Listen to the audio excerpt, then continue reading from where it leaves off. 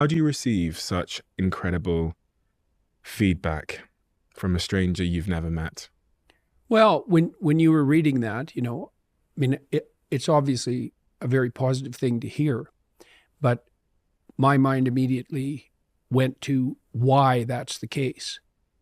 See, I've been in the fortunate position of being able to synthesize and then communicate a century's worth of clinical research and experience gathered by very many extremely intelligent and careful people. And then on top of that, whatever I've managed to gather being reasonably educated in the broader sphere of the humanities and sciences, let's say. And the effect that this individual is attributing to me is a consequence of that, right? I've been successful because I've been a conduit of good ideas, and I have the ability to synthesize a lot of information and to communicate that to people in a way that's understandable. The person who made that comment, they were struggling for one reason or another. And one of the things you do with people who are struggling is you make the simple even simpler, because then they can get a toehold.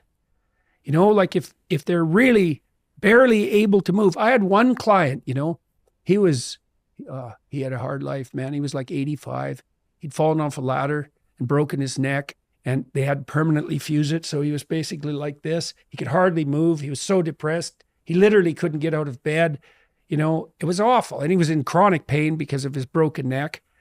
And so, the first thing I did with him was get him to sit up for like 30 seconds. That was it. That's where he had to start, and after I worked with him when he was in the hospital. After 2 weeks, he was walking down the hall and able to sit up and read for, 5 or 6 minutes. And he got out of the hospital. He went home, but he had to start with the simplest possible steps. And hey, man, this is the definition of humility in some ways, is that you start progressing where you can start.